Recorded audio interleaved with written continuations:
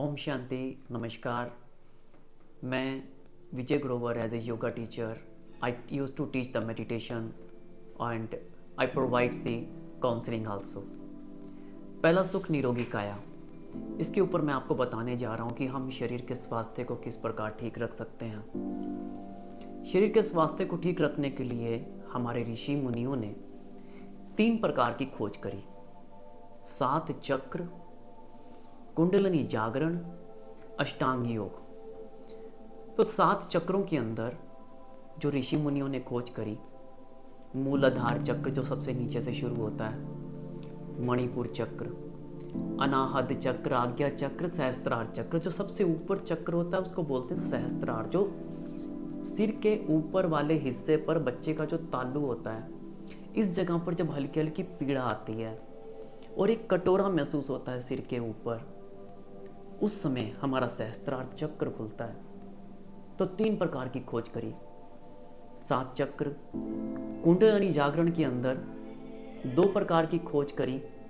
एक negative thoughts की तरफ जागृत होती है, एक पॉजिटिव थॉट्स की तरफ जागृत होती है। जब नेगेटिव थॉट्स की तरफ जागृत होती है तो एक गलत काम करने वाला व्यक्ति, उसको उसमें सफलता मिलनी शुरू होती है।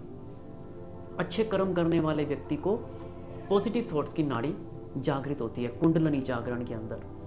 और फिर उसी तरीके से सिर के ऊपर वाले हिस्से के ऊपर वही सहस्त्रार चक्र पर एक हल्की सी पीड़ा और कटोरा महसूस होना और सत्य सिद्ध हो जाना। जो कुछ इंसान मुख से बोलता है वो सत्य सिद्ध होना शुरू हो जाता है। फिर उसके बाद खोज करी मुनि पतंजलि ने सन 200 ईस्वी के अंदर अष्टांग योग 8 बातें बताई उन्होंने: यम, नियम, आसन, प्राणायाम। यम, नियम, आसन, प्राणायाम 4 पॉइंट्स। फिर उसके बाद बताया प्रत्याहार, ध्यान, धारणा, समाधि। यम के अंदर उन्होंने 5 पॉइंट्स बताए, लेकिन 3 मुख्य हैं उसके अंदर, जैसे सत्यता, अहिंसा। फिर उसके बाद तीसरा उन्होंने पॉइंट बताया पवित्रता की धारणा। तो ये 3 पॉइंट्स पे हमें यम के ऊपर उन्होंने बताया। फिर नियम, सुबह उठने का, रात्रि में सोने का, दिन में खाने का, उठने बैठने का नियम। फिर उसके बाद बताया आसन और प्राणायाम।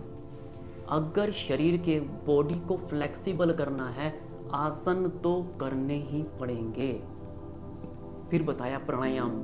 हमारे शरीर के अंदर जो दूषित वायु पैदा होती है, जो हम कुछ खाते पीते हैं, प्राणायाम के द्वारा हम अपने शरीर के इंद्रियों को शांत कर अपने शरीर को स्वस्थ बना सकते हैं। बदबू को बाहर निकालना, प्राणायाम, बहुत सारे प्राणायाम हैं। अनुलोम विलोम प्राणायाम, कपालभाति प्राणायाम, भस्त्रिका प्राणायाम, ओम का उच्चारण। तो ये सारे प्राणायाम की उन्होंने इस प्रकार की खोज करी।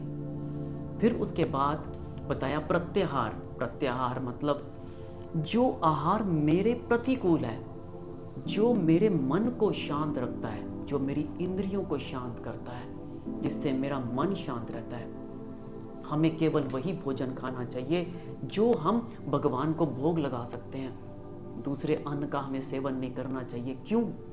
मेरा मन शांत रहे, मेरी इंद्रियां मेरे नियंत्रण में रहे। हम ऐसा क्यों करें? इससे मेरे शरीर का स्वास्थ्य ठीक रहता है। प्रत्याहार। फिर है ध्यान। ध्यान कुछ नहीं, केवल इतनी सी बात है, मन और बुद्धि की एकाग्रता को ही ध्यान कहा जाता है। बस जिसने अपना इस चीज को सीख लिया, जो प्रेजेंट में जीना सीख गया, पास्ट और फ्यूचर को छोड़ दिया, ये ध्यान कहा जाता है। इसको सीखना होगा। फिर है धारणा। धारण तो बहुत कुछ करना है। ज्ञान के अंदर सिर्फ 2 पॉइंट्स आते हैं: ना किसी को दुख देना है, ना दुख लेना है। केवल दुआएं देनी है और दुआएं लेनी है। बस इस ज्ञान को धारण करना है हमारे को। फिर उसके बाद आती है समाधि। समाधि का अर्थ ये नहीं कि घर बार का त्याग करके जंगल में चले जाओ और वहां जाकर अपना समाधि में बैठ गए। नहीं, हम गृहस्थी हैं। संतों के लिए समाधि का अलग परिभाषा है। गृहस्थियों के लिए परिभाषा केवल इतनी सी है: मन बुद्धि को एकाग्र कर अपने को आत्मा निश्चय करो, परम पिता परमात्मा के साथ जुड़कर मेरे ऊपर वाइब्रेशंस आ रही हैं और मुझसे निकल रही हैं। अगर इस अवस्था में अगर हम टिक गए तो यकीन मानना साईं बाबा गुरु नानक देव, भगवान महावीर, जैन, इन जैसों के लिए जिस तरीके से सब सिद्धियां इनको प्राप्त हो गई थी, इसी प्रकार हमें भी वही सिद्धियां प्राप्त हो सकती हैं अगर हम इस अवस्था में आकर टिक जाते हैं जिसको समाधि कहा जाता है। तो अगर अष्टांग योग के इस 8 पॉइंट के नियम को फॉलो कर लिया जाए तो हम शरीर के स्वास्थ्य को ठीक रख सकते हैं। मेरे चैनल को सब्सक्राइब कीजिए तो मैं आपको बताऊंगा अगली वीडियो में कि हमें और किस तरीके से अपने स्वास्थ्य को ठीक रखा जा सकता है। ओम शांति, नमस्कार।